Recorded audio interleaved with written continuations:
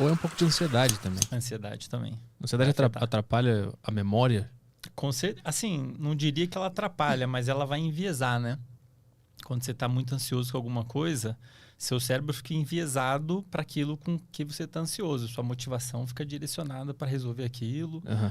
E, de um modo geral, a ansiedade, dependendo do momento em que ela acontece e a intensidade, ela até ajuda a formar a memória.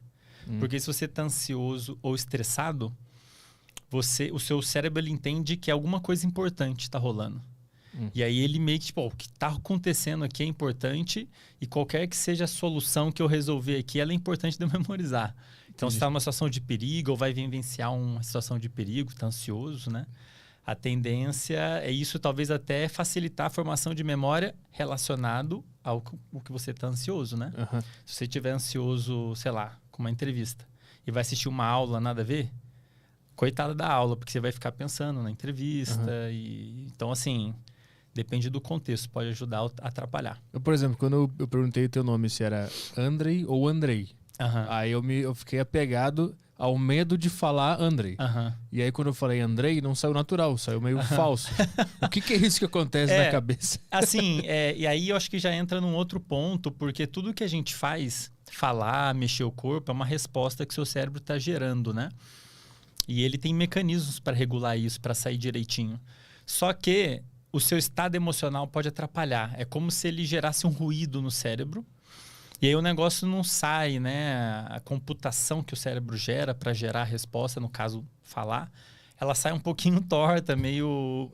por conta de um ruído mesmo, como se fosse um equipamento eletrônico que está com um ruído de fundo e está atrapalhando o sinal de sair ok.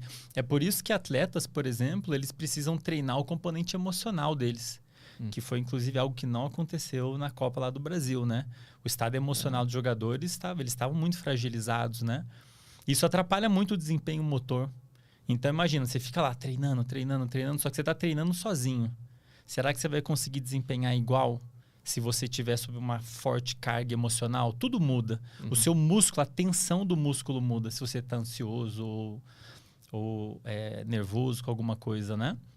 Então, isso vai afetar. É como se ali na competição ou agora na entrevista, o seu corpo não fosse o mesmo de que quando você estava ensaiando, né? Agora ele está um pouco tenso, é um pouquinho mais difícil controlar o corpo assim. E isso inclui cordas vocais, que, né, é uma contração muscular também, para emitir som, né?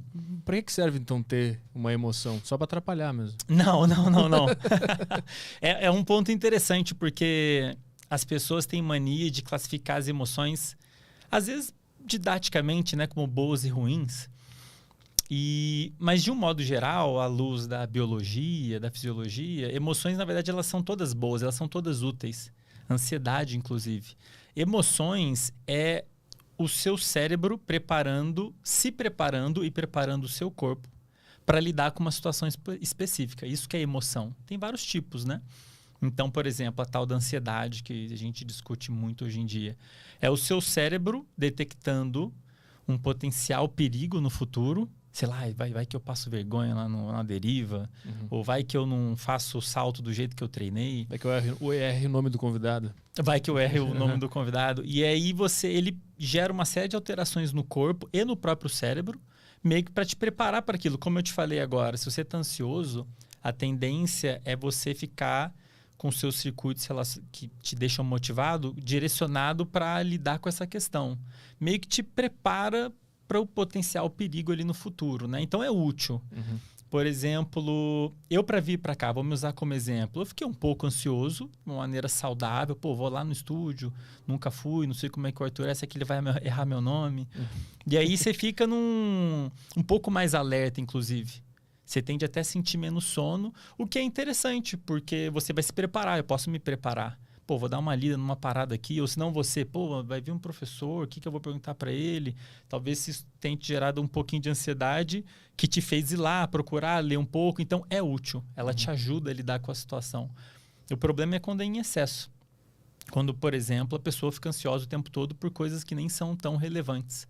Ou começa a ficar ansioso com coisas que nem significam um perigo, ou muito antecipadamente. Enfim, quando as emoções começam a trazer problemas na sua vida, começa a ser disfuncional, aí a gente diz que ela não tá legal. Mas não é a emoção que é o problema. É como você lida com ela, né? E isso vale para todas as emoções, né? Você ficar feliz o tempo todo, eufórico o tempo todo, isso não é interessante também. A vida, o normal é você ficar muito feliz algumas vezes, né? Com algumas situações, com alguns aspectos. Você ficar eufórico o tempo todo, não sei, capaz de você não conseguir fazer um monte de coisa, porque você está em euforia, não sei nem que tipo de problema você tem com isso, mas pode ser disfuncional, né? Eu ia perguntar